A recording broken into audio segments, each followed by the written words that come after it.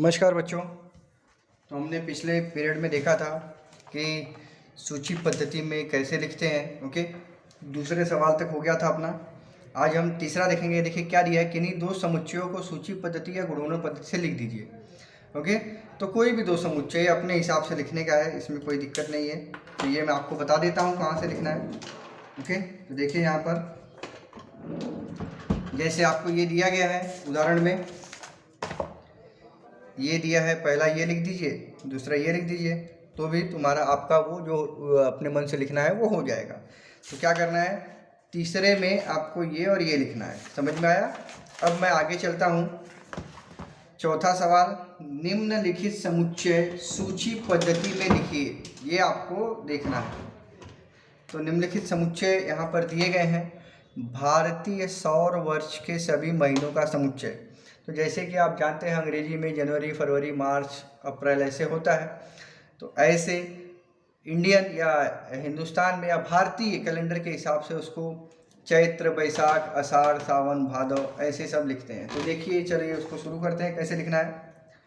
चौथे का पहला हल, सूची पद्धति मतलब वही चीज़ कॉमा कॉमा करके आपको लिखनी है। ये ध्यान देना, सूची पद्धति मतलब आपको कॉमा कॉमा करके लिखना है। तो देखिए क्या होगा,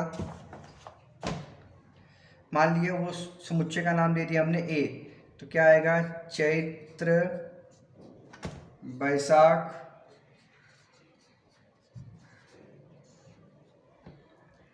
ज्येष्ठ, ओके, फिर क्या आएगा, आषाढ़, फिर क्या आएगा, श्रावण, फिर भाद्रपद, फिर अश्विन,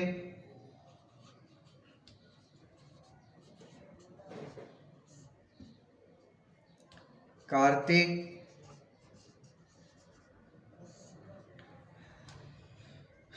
फिर आएगा मार्गशीर्ष,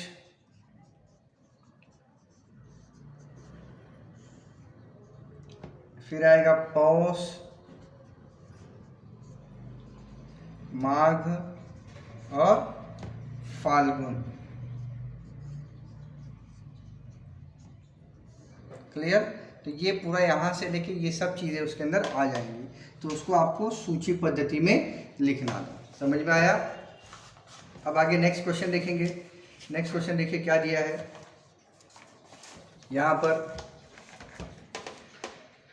कॉम्प्लीमेंट शब्द के अक्षरों का समुच्चय। कॉम्प्लीमेंट मतलब एक शब्द आपको दिया गया है, उसके अक्षरों का समुच्चय लिखना है। तो ऐसे समुच्चय में क्या होगा, जैसे दो लेटर है कि नहीं, एक लेटर दो बार आया, जैसे एम दो बार आया है तो अपने को उसको एक ही बार लिखना है।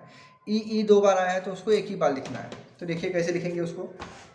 दूसरा हल,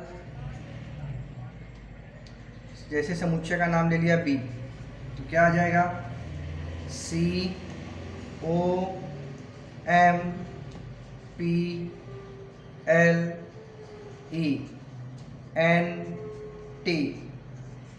देखिए, क्योंकि देखिए M दो बार आया था तो हमने उसको एक बार लिया है, E दो बार आया तो उसको हमने एक बार लिया है। समझ में आया? बाकी जो भी अक्षर हैं वो सब आ जाएंगे।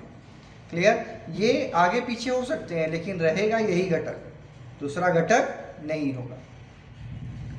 तीसरा क्या दिया है, मानव के ज्ञानेंद्रियों का समुच्चय। तो ज्ञानेंद्रियां आप जानते हैं, पढ़ा होगा आपने कि ज्ञानेंद्रियां कितनी होती हैं मानव में, विज्ञान में पढ़ाई होगा। आँख, कान, नाक, मुंह, त्वचा, जीभ, ये सब क्या है, ये सब ज्ञानेंद्रियां हैं। तो उसी ज्ञानेंद्रियों को हमको क्या करना है, समुच्चय के रूप में लिखना है।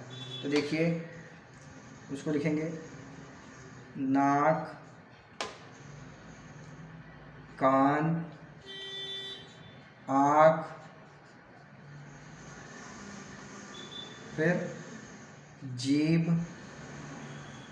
और फिर त्वचा। क्लियर? नाक, कान, आँख, जीभ, त्वचा। तो ये क्या हो जाएंगे, ज्ञानेंद्रियों के समुच्चय हो जाएंगे। नेक्स्ट जो लिखना है हमको, 1 से 20 तक की, ओके, जो आगे का सवाल है वो क्या है, 1 से 20 तक की अभाज्य संख्या है। अभाज्य संख्या मतलब समझते हो, जिसका भाग एक में जाता हो या तो खुद में जाता हो, वे संख्याएं क्या होती हैं? अभाज्य संख्याएं होती हैं। देखिए फिर क्या आ जाएगा, एक ना तो भाज्य है ना ही अभाज्य है। क्लियर? इसलिए 2, 3, 5, 7, 11, 13, 17 और 19 ये आ जाएगा आंसर चौथे का। क्लियर? पांचवे का देखिए क्या आ जाएगा। पांचवा क्वेश्चन क्या है, पढ़ता हूं मैं। पृथ्वी पर स्थित महाद्वीपों का समुच्चय। तो महाद्वीप आपको आप जानते होंगे कि महाद्वीप पे कितने प्रकार होते हैं, आपने भूगोल में ये चीज़ पढ़ी होगी, है कि नहीं? 7। ओके, तो अब उसके बारे में हम लोग लिखेंगे। तो मान लिया उसका सेट का नाम क्या है, ई। तो क्या आ जाएगा, देखिए इधर, एशिया,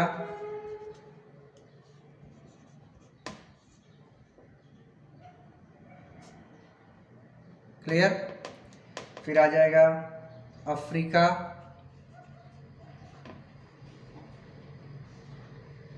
फिर आ जाएगा यूरोप, फिर आ जाएगा ऑस्ट्रेलिया,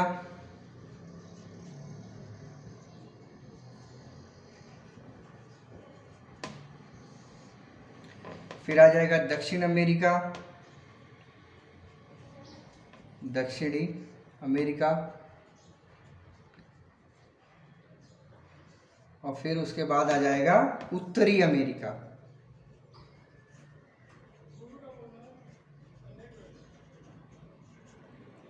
तो ये 7 महाद्वीप होते हैं पूरे वर्ल्ड में हैं, जिसके बारे में आपको बताया जा रहा है। तो ये हमने आज चौथे सवाल का जो भी 1, 2, 3, 4 था वो पूरा कर लिया है। इसके बाद आगे के नेक्स्ट पीरियड में देखेंगे। धन्यवाद।